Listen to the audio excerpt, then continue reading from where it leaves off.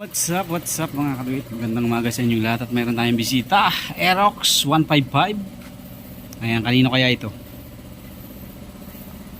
So, ang gagawin natin ngayon dito, magpapalit muna tayo ng fuel filter. Ayan, naka-ready na oh. So, bago natin palitan, ay siyempre kailangan nating i-drain muna yung kanyang gasolina. Tapos next natin gagawin, linis panggilid. So ito nga pala yung ating ipapalit na fuel filter, original ng Yamaha. Ayan, rig Yamaha filter. Yung nabibiling mga Thailand, okay din naman yun, yung Yamaha rin, naka plastic lang siya, para nakaganito lang. So ganun yung binili natin sa supplier natin last time, pero nakasilyado to. Yan, kasi pagka orig talagang Yamahang stock talaga ganito, naka pampamahal kasi yung karton. So nagawa na nga pala tayo ng pang pump ng gasolina ito. Ayan, pang higop-higop ba. Ayan. So higupin muna natin yung kanyang gas.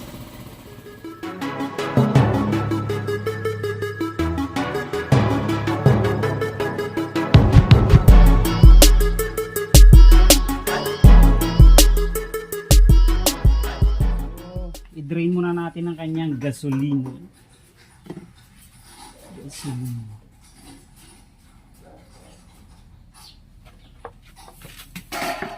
Wala na ito. Banner yan eh. Banner na lang eh. Ayun.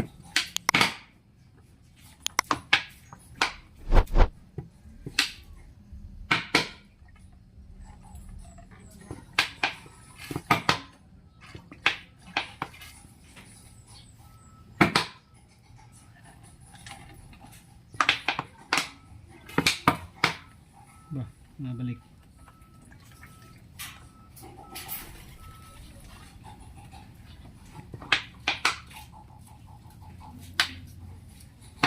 Para mapuno.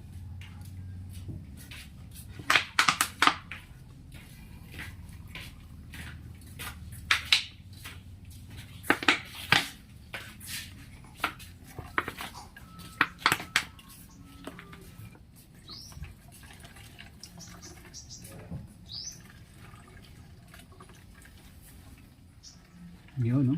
Dire-diretso na, oh. Ayan.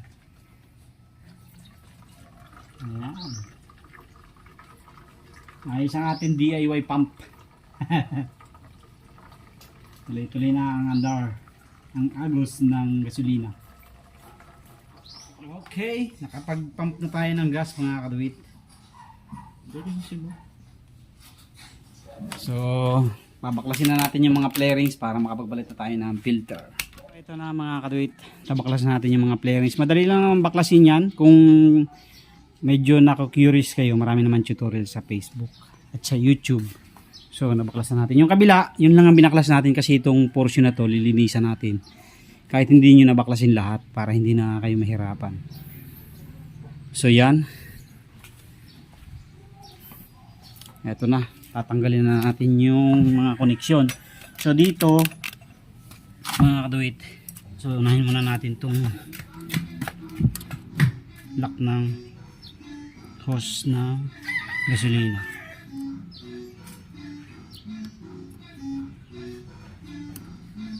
So be careful lang dito mga kaduwit kasi ito medyo sensitive to, itong fuel hose na to, kasi minsan marupok yung yung plastic, kaya dapat dahan-dahan lang.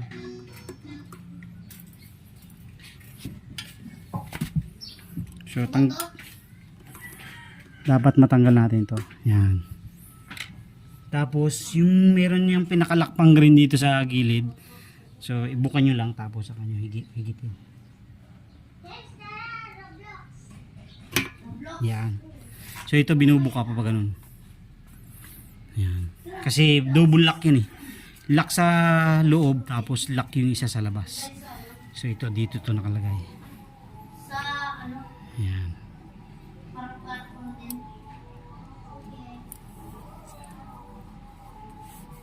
Yan, nakaganyan siya. Papasok nyo lang yan ulit mamaya. Tapos kapain na natin yung pinipindot. Makapansin nyo pala dito, yan o, mayroon siyang parang slot. Yan, parang may giwang. Ayan, pipindutin nyo siya dyan tapos hatakin nyo. Ayan, ito, yan, may giwang na yan. Yan. Kumbaga ito yung pinakasilbing pindutan. Yan. Okay, pwede na nating baklasin yung kanyang fuel pump. So dito wala namang kayong kakalituhan kasi black tapos white. Itong black dito tapos yung white sa kabila. So ayan, may pinipindot dito. So ayan mga kadate, dito pinipindot siya dito. Ayan, ayan. Medyo matigas na yung pindutan niya. Ayan, yan. Pipindutin nyo lang dito para mahugot. Okay. So babaklasin pala muna natin tong araro para tayo na naman. Ito 5. 4 lang pala. Kala ko 5.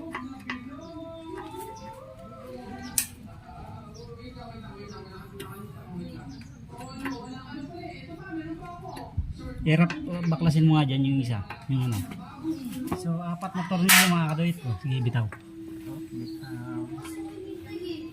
So itong cover, so tandaan nyo itong dulo na to nakaharap sa likod to. Hindi naman magkakapalit yan kasi yan naman ay may slot.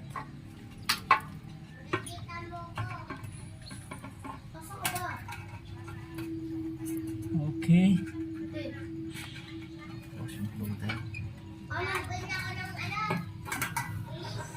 Oh, yun. Okay, so yun na mga kadit. So na ano na. Grabe dumi oh.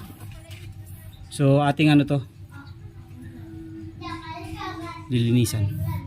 Tapos ito yung kanyang filter. Ayan. Medyo madumi na rin oh. 3 years. 3 years na. Ilan na natakbo nito? 280K. 21. Okay.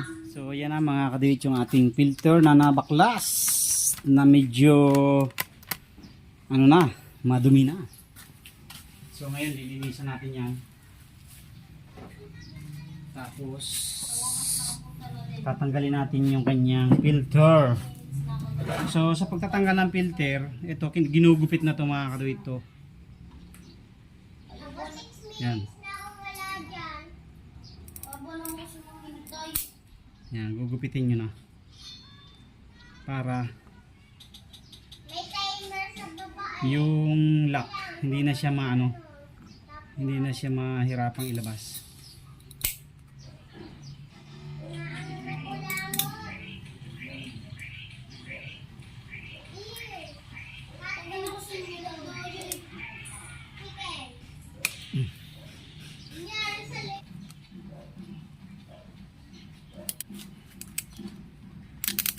Yung kabila na lang. Mas bila nakakawit yung kabila. Yun. So yan na mga katuwit ang kailangan tanggalin. Tapos papalitan natin ng bago. So linis-linisan muna natin bago palitan. Naiwan pala yung gomo dun. Balik na natin mga katuwit yung filter na bago. Nalinisan na natin.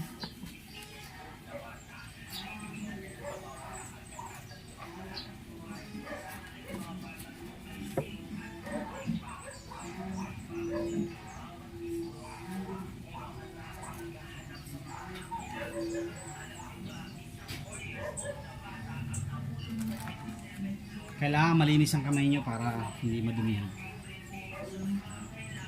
Tapos ito, tanggalin nyo ito. Takip kasi yan. Diyan lulusot yung gasolina.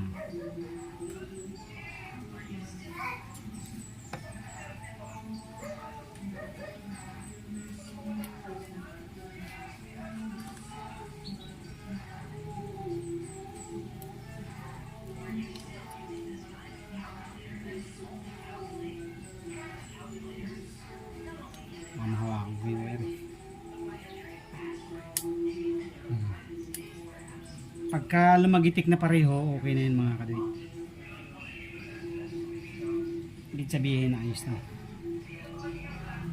Pwede na natin siyang ibalik. Ito na mga kaduit, tapos na tayo.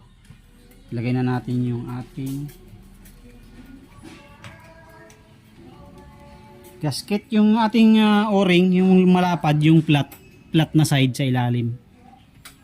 Ayan, tapos may slot yan, hanapin nyo lang yung tatamaan ito.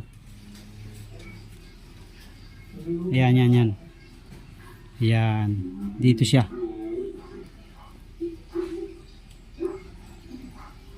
Ayan, ilapat nyo lang siya dyan.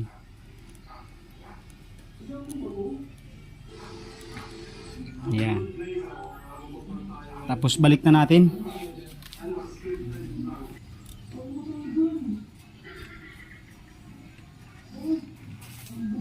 Balik. Shoot.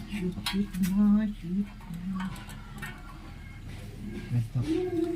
Pagkat mo.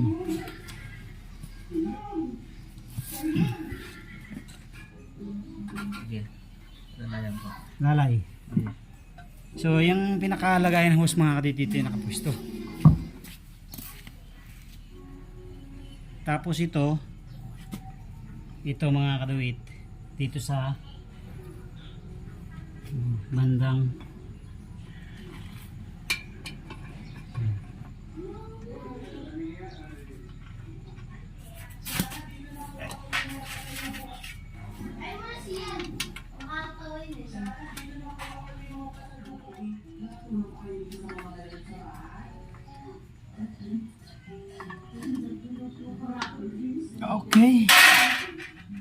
Okay, so nalinisan na natin mga kaduit. Balik na natin yung ating mga hose. So balik na natin to.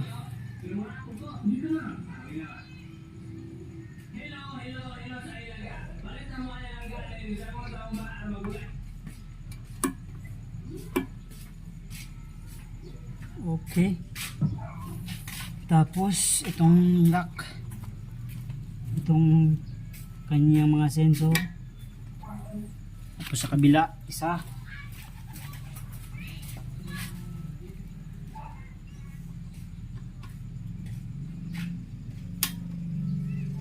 Ayos.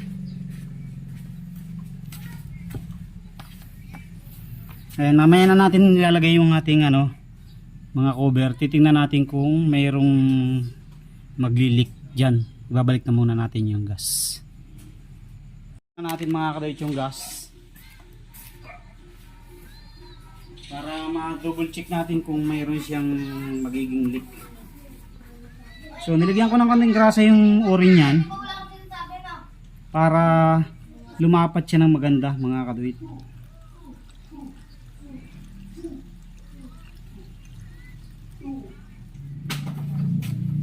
So yan, okay na, nabalik na natin yung gas.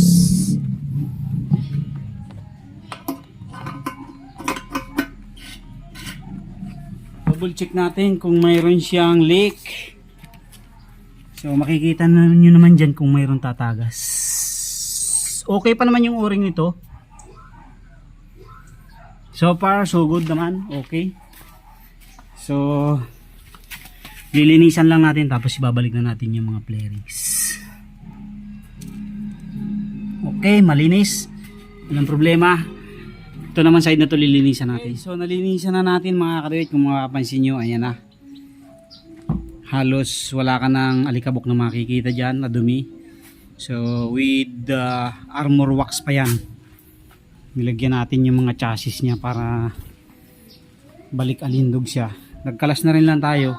So sabi ko sa kanya, baklasin na namin yung harap para lahat ng mga chassis ay malinis na. Importante talaga tong ilalim na to na malinis para hindi maputol. So yung iba kaya napuputol yan, pinapabayaan lang halos ilang taon, 10 taon, 5 taon na hindi na lilinis tapos walang garahe. So yun na, nabubulok ang chassis. So okay na, lahat malinis na mga kaduit at ating ikakabit na ang mga flarings. Ayan. So bago natin kabit pala yung flarings, testingin muna natin. So sa pagpapaandar ng ganitong bagong palit ng fuel filter, siyempre walang laman. 3 beses nyo munang para siya mag-pump. 2.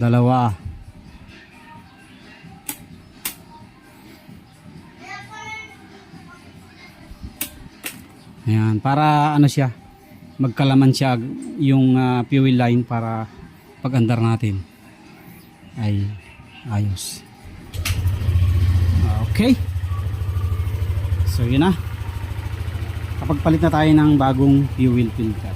So konti na lang yung gas niyan kasi sabi ko sa kanya kahapon, wag na muna siyang magpagas. Kaya yung gas nito siguro mga 1 liter mahigit na lang. So patay na muna natin. Kabit na muna natin yung mga flarings at yun na.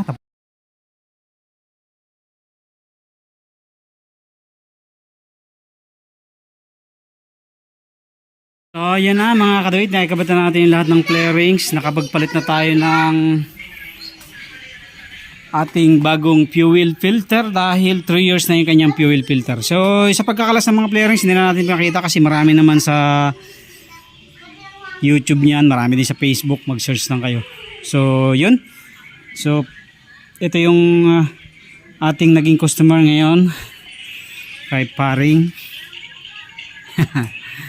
So testing nga ulit andar para makita natin kung ayos na yung ating palit ng ating fuel filter. Ayan, ang natakbo niya ay ilan na yung natakbo niyan? 21,095. Sobra na. Ayan na mga kadit.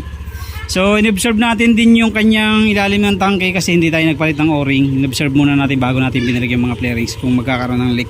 So sa paglalagay nilagyan natin ng konting grasa yung o-ring para maganda yung lapat niya. So yun lang mga kadoy, thank you very much. Nagbiblink na yan, magpagas ka na paglabas mo. Thank you, God bless sa inyo lahat. Thank you.